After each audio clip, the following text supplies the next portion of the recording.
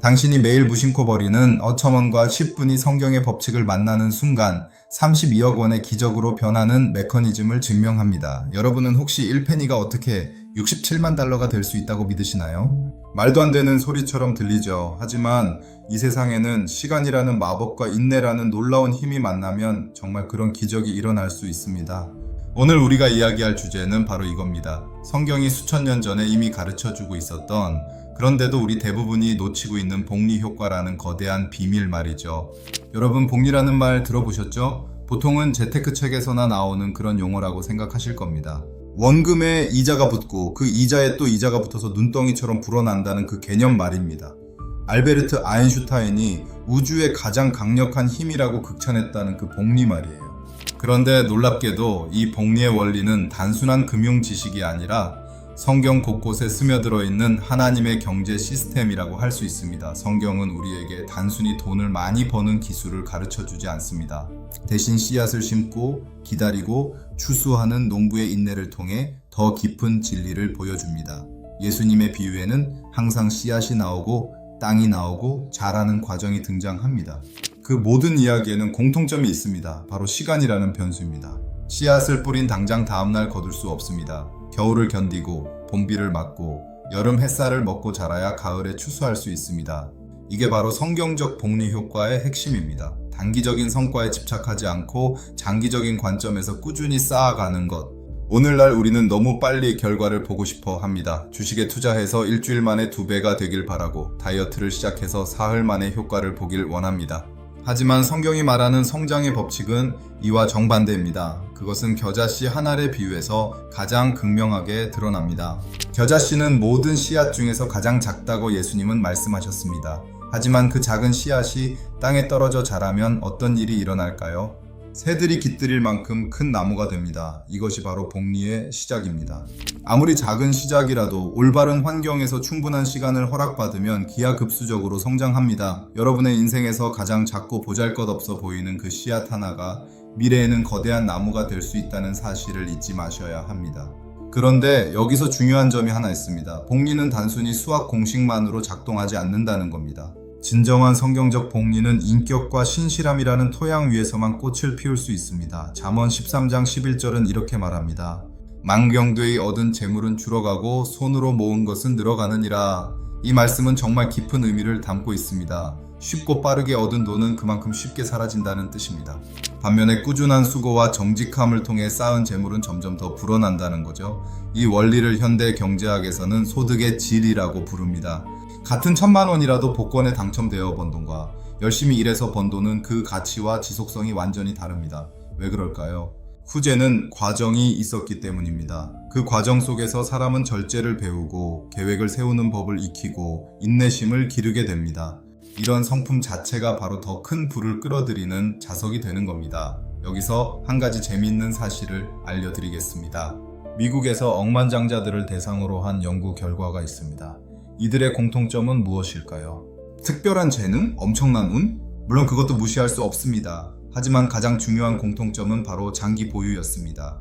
그들은 한 번 번 돈을 쉽게 쓰지 않았고 투자한 자산을 오랫동안 팔지 않았습니다. 평균적으로 그들의 자산 보유 기간은 무려 20년이 넘었습니다. 이것이 바로 복리의 마법이 작동하는 조건입니다. 인내입니다. 성경은 이 인내를 믿음의 인내라고 부릅니다. 야고보서는 농부를 예로 들면서 이렇게 가르칩니다. 보라, 농부가 땅에서 나는 귀한 열매를 바라고 길이 참아 이른 비와 늦은 비를 기다리나니 농부는 비가 올지 안 올지 불안해하지 않습니다. 계절의 순리를 믿고 기다립니다. 마찬가지로 우리의 인생에서도 씨를 뿌리고 기다리는 그 시간이 가장 중요합니다. 그런데 대부분의 사람들은 이 기다리는 과정에서 실패합니다. 왜일까요? 눈에 보이는 결과가 바로 나타나지 않기 때문입니다. 심리학에서는 이를 지연된 만족감이라고 부릅니다. 여러분, 마시멜로 실험을 아시나요? 아이들에게 마시멜로 하나를 주고 15분 동안 먹지 않고 참으면 하나를 더 준다는 실험입니다. 이 실험에서 참았던 아이들이 나중에 더 큰 성공을 거뒀다는 결과는 유명하죠.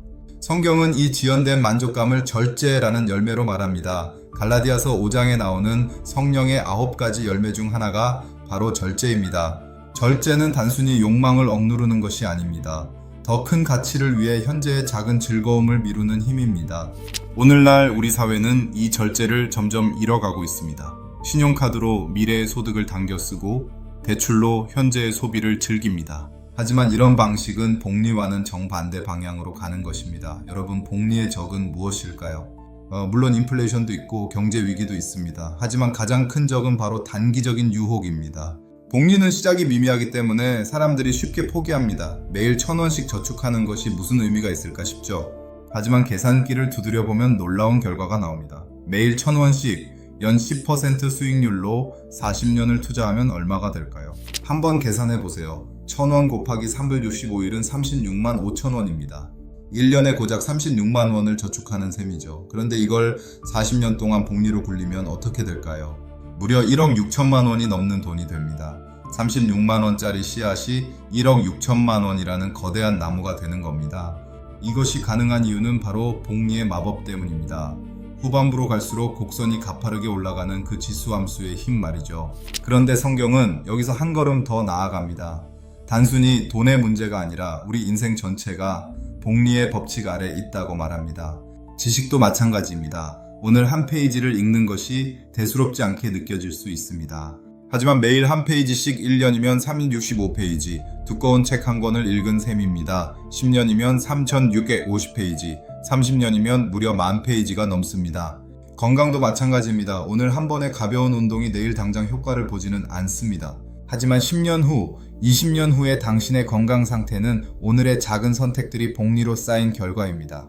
하루에 담배 한 갑을 피우는 것도, 하루 30분씩 걷는 것도 모두 복리로 작용합니다. 나쁜 습관은 마이너스 복리로, 좋은 습관은 플러스 복리로 인생 전체를 바꿔놓습니다. 여기서 우리가 꼭 이해해야 할 성경의 핵심 원리가 하나 있습니다. 그것은 바로 청지기 정신입니다. 성경은 우리가 가진 모든 것이 하나님께서 맡기신 것이라고 말합니다. 시간, 재능, 건강, 돈, 모든 것이 다 그렇습니다. 우리는 단지 관리자일 뿐이라는 거죠. 이 청지기 정신이 없으면 복리 효과는 오히려 독이 될 수 있습니다. 돈이 많아질수록 교만해지고 탐욕에 빠지기 쉽기 때문입니다. 누가복음 12장에 나오는 어리석은 부자의 비유를 들어보겠습니다.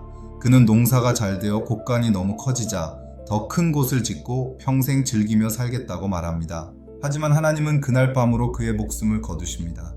이 이야기가 주는 교훈은 무엇일까요? 복리를 통해 얻은 부를 어떻게 사용할 것인가에 대한 문제입니다. 단순히 쌓아두기만 하는 것은 복리의 목적이 아니라는 겁니다. 진정한 성경적 복리는 순환입니다. 나에게 들어온 것을 다시 흘려보낼 때 그 흐름이 더 커진다는 원리 말이죠. 고린도후서 9장 6절은 이렇게 말합니다. 적게 심는 자는 적게 거두고 많이 심는 자는 많이 거둔다. 여기서 많이 심는다는 것은 단순히 많이 주는 것만을 의미하지 않습니다. 내가 가진 것을 아낌없이 나누고 투자하고 흘려보내는 것을 말합니다. 이 세상의 모든 위대한 분은 다 이렇게 시작되었습니다. 록펠러는 자신의 첫 월급에서 10분의 1을 교회에 헌금했습니다. 물론 지금 기준으로 보면 얼마 안 되는 돈이었을 겁니다. 하지만 그 작은 실천이 그의 인생 전체를 바꾸는 복리의 시작이었습니다. 그는 단순한 축적이 아니라 나눔과 순환의 법칙을 철저히 따랐던 사람입니다. 여기서 주목할 점은 처음입니다. 대부분의 사람들은 큰 돈이 있어야 투자를 시작할 수 있다고 생각합니다. 하지만 성경은 반대로 가르칩니다. 누가복음 16장 10절, 지극히 작은 것에 충성된 자는 큰 것에도 충성되고 지극히 작은 것에 불의한 자는 큰 것에도 불의하니라. 바로 이겁니다. 작은 돈, 작은 시간, 작은 재능을 어떻게 관리하느냐가 앞으로의 모든 것을 결정한다는 겁니다. 이 비유를 한번 들어보겠습니다. 어떤 사람이 여행을 떠나면서 세종에게 각각 5달란트, 2달란트, 1달란트를 맡겼습니다. 첫 번째 종과 두 번째 종은 그 돈으로 장사해서 각각 2배로 불렸습니다. 하지만 1달란트를 받은 종은 땅에 묻어두었다가 돌려줬습니다. 주인은 어떤 반응을 보였을까요? 첫 두 종에게는 착하고 충성된 종아라고 칭찬하며 더 많은 것을 맡겼습니다. 하지만 마지막 종은 악하고 게으른 종이라고 책망했습니다. 여기서 우리가 배워야 할 교훈은 아주 명확합니다. 적게 받았더라도 그 적은 것을 움직여야 한다는 것입니다. 가만히 묻어두는 것은 복리를 거부하는 행위입니다. 땅에 묻어둔 돈은 시간이 지나도 전혀 늘어나지 않습니다. 오히려 인플레이션으로 가치가 줄어들죠. 복리는 반드시 움직임이 필요합니다. 이자가 이자를 낳는 복리의 힘으로 무려 32억 원이 됩니다. 그런데 어떤 사람은 30살부터 60살까지 30년 동안 매달 100만 원씩 저축했다고 생각해 보세요. 원금은 3억 6천만 원으로 훨씬 많습니다. 그런데 결과는 어떨까요? 놀랍게도 32억 원으로 앞의 사례와 거의 같습니다. 이 실험이 보여주는 것은 무엇일까요? 바로 시간이 가치입니다. 첫 번째 사람은 단 10년만 투자했지만 30년의 시간을 복리로 굴렸습니다. 두 번째 사람은 30년을 투자했지만 시작이 늦었습니다. 결과는 거의 같았던 겁니다. 이게 바로 젊었을 때 시작하는 것에 엄청난 힘입니다. 물론 지금 시작한다고 늦은 것은 아닙니다. 내일 시작하는 것보다 오늘 시작하는 것이 100배 낫습니다. 그런데 성경은 이 모든 것을 넘어서 더 깊은 차원의 복리를 가르쳐 줍니다. 영적인 복리입니다. 마태복음 6장 19절과 20절입니다. 내 오희를 위하여 보물을 땅에 쌓아두지 말라. 거기는 좀과 동록이 해하며 도둑이 구멍을 뚫고 도둑질하느니라. 오직 너희를 위하여 보물을 하늘에 쌓아두라. 거기는 좀이나 동록이 해하지 못하며 도둑이 구멍을 뚫고 도둑질하지 못하느니라. 이 말씀은 세상의 부를 무시하라는 뜻이 아닙니다. 더 영원한 가치에 투자하라는 말씀입니다. 하늘에 쌓는 보물은 어떻게 쌓을 수 있을까요? 바로 사랑을 실천하고 선행을 베풀고 다른 사람을 섬기는 삶을 통해서입니다. 이런 것들은 눈에 보이지 않지만 영원히 남는 복리 효과를 만들어냅니다. 여기 제가 아는 한 목사님의 이야기를 해드리겠습니다. 이 목사님은 가난한 동네에서 작은 교회를 시작했습니다. 처음에는 교인도 몇 명 안 되고 재정도 어려웠습니다. 그런데 이 목사님은 한 가지 원칙을 세웠습니다. 교회 수입의 10분의 1을 무조건 지역 사회를 위해 사용하겠다는 것입니다. 처음에는 매우 적은 금액이었습니다. 하지만 이 목사님은 그 작은 돈으로 지역 아이들에게 무료 급식을 시작했습니다. 처음에는 반응이 미미했습니다. 하지만 시간이 지나면서 상황이 바뀌기 시작했습니다. 그 작은 사랑을 경험한 아이들이 자라서 교회에 나오기 시작했고 부모님들도 교회에 관심을 가지게 되었습니다. 지역사회의 신뢰를 얻은 교회는 점점 성장했습니다. 20년이 지난 지금 그 교회는 수천 명의 교인이 모이는 대형 교회가 되었습니다. 그리고 그들이 시작한 무료 급식 사업은 지금은 전국적인 규모의 나눔 운동으로 발전했습니다. 이것이 바로 영적인 복리 효과입니다. 처음에 작은 씨앗이 시간이 지나면서 거대한 열매를 맺은 것입니다. 이 이야기가 말해주는 교훈은 간단합니다. 당신이 오늘 심는 선행의 씨앗이, 당신이 오늘 하는 작은 기도가, 당신이 오늘 나누는 한마디의 격려가, 당신이 오늘 읽는 한 구절의 성경 말씀이 언젠가는 엄청난 복리로 돌아온다는 것입니다.